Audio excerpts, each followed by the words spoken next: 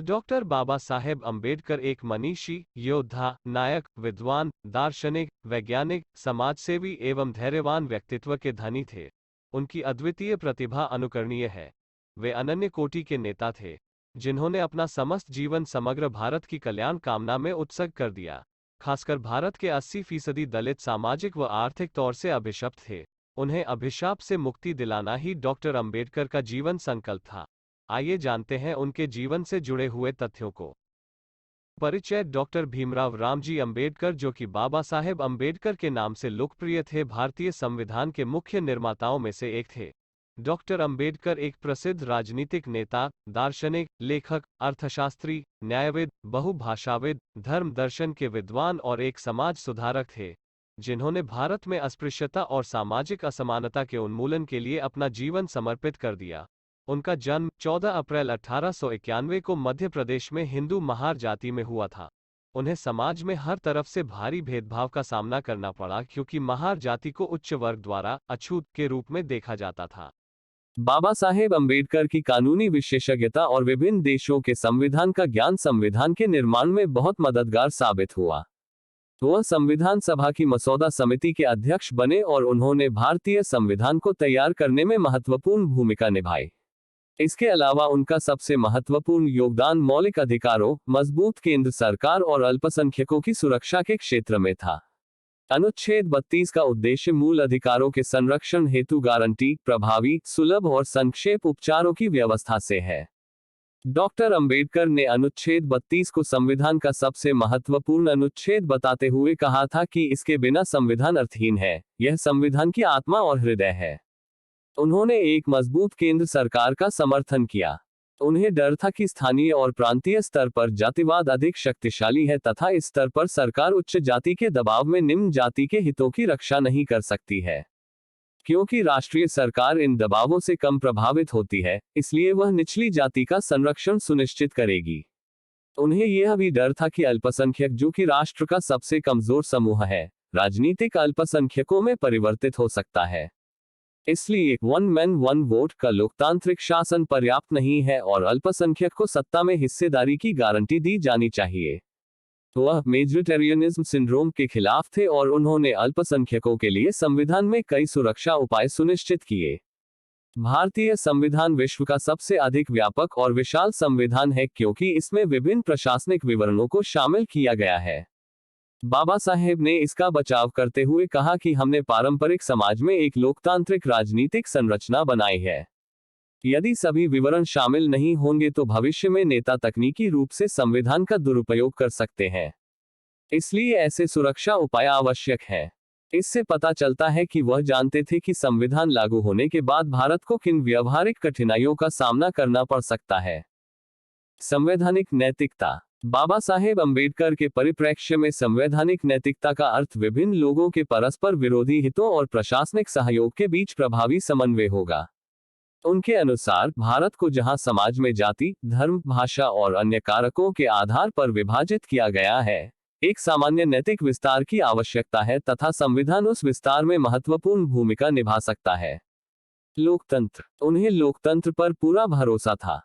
उनका मानना था कि जो तानाशाही त्वरित परिणाम दे सकती है वह सरकार का मान्य रूप नहीं हो सकती है। लोकतंत्र श्रेष्ठ है क्योंकि यह स्वतंत्रता में अभिवृद्धि करता है।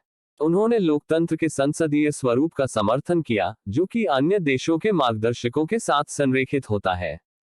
उन्होंने लोकतंत्र को जीवन पद्धति के रूप में महत्व दिया, अर्थात लोकतंत्र का महत्व केवल राजनीतिक क्षेत्र में ही नहीं बल्कि व्यक्तिगत, सामाजिक और आर्थिक क्षेत्र में भी है।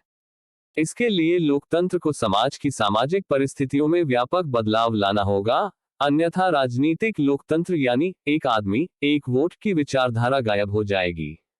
केवल एक लोकतांत्रिक समाज में ही लोकतांत्रिक सरकार की स्थापना से उत्पन्न हो सकती है। इसलिए जब तक भारतीय समाज में जाति की बाधाएं मौजूद रहेंगी, वास्तविक लोकतंत्र की स्थापना नहीं हो सकती। इसलिए उन्होंने लोकतंत्र और सामाजिक लोकतंत्र सुनिश्चित करने के लिए लोकतंत्र के आधार के रूप में बंधुत्व और समानता की भावना पर ध्यान केंद्रित किया। सामाजिक आयाम के साथ साथ अंबेडकर ने आर्थिक आयाम पर भी ध्यान केंद्रित किया। वे उदारवाद और संसदीय लोकतंत्र से प्रभावित थे तथा उन्होंने इसे भी सीमित पाया। उनके अनुसार संसदीय लोकतंत्र ने सामाजिक और आर्थिक असमानता को नजरअंदाज किया। यह केवल स्वतंत्रता पर केंद्रित होती है, जबकि लोकतंत्र में स्वतंत्रता और समानता दोनों की व्यवस्था सुनिश्चित करना जरूरी है। समाज सुधार बाबा साहेब ने अपना जीवन समाज से छुआछूत व अस्पृश्यता को समाप्त करने के लिए समर्पित कर दिया था। उनका मानना था कि अस्पृश्यता को हटाए बिना राष्ट्र की प्रगति नहीं हो सकती है, जिसका अर्थ है समग्रता में जाति व्यवस्था का उन्मूलन। उन्होंने हिंदू दार्शनिक परंपराओं का अध्ययन किया और उनका महत्वपूर्ण मूल्यांकन किया। उनके लिए अस्पृश्यता पूरे हिंदू समाज की गुलामी, स्लेवरी है, जबकि अछूतों को हिंदू जातियों द्वारा गुलाम बनाया जाता है। हिंदू जाति स्वयं धार्मिक मूर्तियों की गुलामी में रहते हैं, इसलिए अछूतों की मुक्ति पूरे हिंदू समाज को मुक्ति की ओर ले जाती है। सामाजिक सुधार की प्राथमिकता।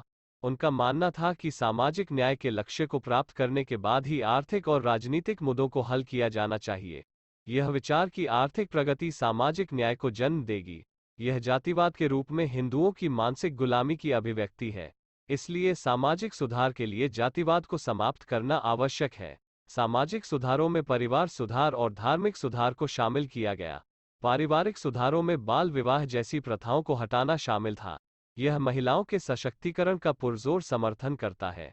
यह महिलाओं के लिए संपत्ति के अधिकारों का समर्थन करता है, जिसे उन्होंने हिंदू कोड बिल के माध्यम से हल किया था। जाति व्यवस्था ने हिंदू समाज को स्थिर बना दिया है, जो बाहरी लोगों के साथ एकीकरण में बाधा पैदा करता है। जाति व्यवस्था निम्न जातियों की समृद्धि के मार्ग में बाधक है, जिसके कारण नैतिक पतन हुआ। इस प्रकार अस्पृश्यता को समाप्त करने की लड़ाई मानव अधिकारों और न्याय के लिए लड़ाई बन जाती है। तथ्य पत्र। वर्ष 1923 में उन्होंने बहिष्कृत हितकारिणी सभा आउटकास्ट्स वेलफेयर एसोसिएशन की स्थापना की, जो दलितों के बीच शिक्षा और संस्कृति के प्रचार प्रसार के लिए समर्पित थी। वर्ष 1930 के कालाराम मंदिर आंदोलन में अंबेडकर ने कालाराम मंदिर के बाहर विरोध प्रदर्शन किया, क्योंकि दलितों को इस मंदिर परिसर में प्रवेश नहीं करने दिया जाता था। इसने भारत में दलित आंदोलन को शुरू करने में एक महत्वपूर्ण भूमिका निभाई। डॉक्टर अंबेडकर ने हर बार लंदन में तीनों गोलमेज सम्मेलनों 1930 से 32 में भाग लिया और सशक्त रूप से अछूत के हित में अपने विचार व्यक्त किए। वर्ष 1932 में उन्होंने महात्मा गांधी के साथ पूना समझौते पूना पैक्ट पर हस्ताक्षर किए, जिसके परिणामस्वरूप वंचित वर्गों के लिए अलग निर्वाचक मंडल सांप्रदायिक पंचायत के विचार को त्याग दिया गया। हालांकि दलित वर्गों के लिए आरक्षित सीटों की संख्या प्रांतीय विधानमंडलों में 71 से बढ़ाकर 147 तथा केंद्रीय विधानमंडल में कुल सीटों का 18% कर दी गई। वर्ष 1936 में बाबा साहेब अंबेडकर ने स्वतंत्र labour party independent labour party की स्थापना की। वर्ष 1939 में द्वितीय विश्व युद्ध के दौरान उन्होंने बड़ी संख्या में नाजीवाद को हराने के लिए भारतीयों को सेना में शामिल होने का आह्वान किया। 14 अक्टूबर 1956 को उन्होंने अपने कई अनुयायियों के साथ बौद्ध धर्म ग्रहण किया। उसी वर्ष उन्होंने अपना अंतिम लेखन कार्य बुद्धा एंड हिज धर्म पूरा किया। वर्ष 1990 में डॉक्टर B.R. अंबेडकर को भारत रत्न पुरस्कार से सम्मानित किया गया था। 14 अप्रैल 1990 से 14 अप्रैल 1991 की अवधि को बाबा साहेब की याद में सामाजिक न्याय के वर्ष के रूप में मनाया गया। भारत सरकार द्वारा डॉक्टर अंबेडकर फाउंडेशन को सामाजिक न्याय और अधिकारिता मंत्रालय ministry of social justice and empowerment के तत्वावधान में 24 मार्च 1992 को सोसाइटी पंजीकरण अधिनियम सोसाइटीज रजिस्ट्रेशन एक्ट 1860 के तहत एक पंजीकृत सोसाइटी के रूप में स्थापित किया गया था। फाउंडेशन का मुख्य उद्देश्य बाबा साहेब डॉक्टर B.R. अंबेडकर की विचारधारा और संदेश को भारत के साथ साथ विदेशों में भी जनता तक पहुंचाने के लिए कार्यक्रमों और गतिविधियों के कार्यान्वयन की देखरेख करना है। डॉक्टर अंबेडकर की कुछ महत्वपूर्ण कृतियां: समाचार पत्र Mooknayak 1920, annihilation of caste 1936, the untouchables 1948, Buddha और कार्ल मार्क्स 1956 इत्यादि है। अस्पृश्यता को दूर करने के लिए अपनाए गए तरीके उनके मन को प्रभावित करने वाले मलिनता संबंधी मिथक को हटाकर अछूतों में आत्मसम्मान पैदा करना। शिक्षा बाबा साहेब के लिए ज्ञान मुक्ति का एक मार्ग है। अछूतों के पतन का एक कारण यह था कि उन्हें शिक्षा के लाभों से वंचित रखा गया था। उन्होंने निचली जातियों की शिक्षा के लिए पर्याप्त प्रयास नहीं करने के लिए अंग्रेजों की आलोचना की। उन्होंने छात्रों के बीच स्वतंत्रता और समानता के मूल्यों को स्थापित करने के लिए धर्मनिरपेक्ष शिक्षा पर जोर दिया। आर्थिक प्रगति वह चाहते थे कि अछूत लोग ग्रामीण समुदाय और पारंपरिक नौकरियों के बंधन से मुक्त हों। वह चाहते थे कि अछूत लोग नए कौशल प्राप्त करें और एक नया व्यवसाय शुरू करें तथा औद्योगिकरण का लाभ उठाने के लिए शहरों की ओर रुख करें। उन्होंने गांवों को स्थानीयता का एक सिंक, अज्ञानता, संकीर्णता और सांप्रदायिकता का एक खंड के रूप में वर्णित किया। राजनीतिक ताकत। वह चाहते थे कि अछूत खुद को राजनीतिक रूप से संगठित करें। राजनीतिक शक्ति के साथ अछूत अपनी रक्षा, सुरक्षा और मुक्ति संबंधी नीतियों को पेश करने में सक्षम होंगे। रूपांतरण। जब उन्होंने महसूस किया कि हिंदू धर्म अपने तौर तरीकों को सुधारने में सक्षम नहीं है, तो उन्होंने बौद्ध धर्म अपनाया और अपने अनुयायियों को भी बौद्ध धर्म अपनाने को कहा। उनके लिए बौद्ध धर्म मानवतावाद पर आधारित था और समानता एवं बंधुत्व की भावना में विश्वास करता था। बाबा साहेब के शब्द, मैं अपने जन्म के धर्म को अस्वीकार करते हुए पुनर्जन्म लेता हूँ। मैं उस धर्म का त्याग करता हूँ जो मानवता के विकास के लिए रुकावट पैदा करता है और जो मुझे एक नीच के रूप में मानता है। इसलिए सामाजिक स्तर पर शिक्षा, भौतिक स्तर पर आजीविका के नए साधन, राजनीतिक स्तर पर राजनीतिक संगठन और आध्यात्मिक स्तर पर आत्मविश्वास और रूपांतरण ने अस्पृश्यता को समाप्त करने का एक समग्र कार्यक्रम तैयार किया। वर्तमान समय में बाबा साहेब अम्बेडकर की प्रासंगिकता। भारत में जाति आधारित असमानता अभी भी कायम है, जबकि दलितों ने आरक्षण के माध्यम से एक राजनीतिक पहचान हासिल कर ली है और अपने स्वयं के राजनीतिक दलों का गठन किया है, किंतु सामाजिक आयामों, स्वास्थ्य और शिक्षा तथा आर्थिक आयामों का अभी भी अभाव है।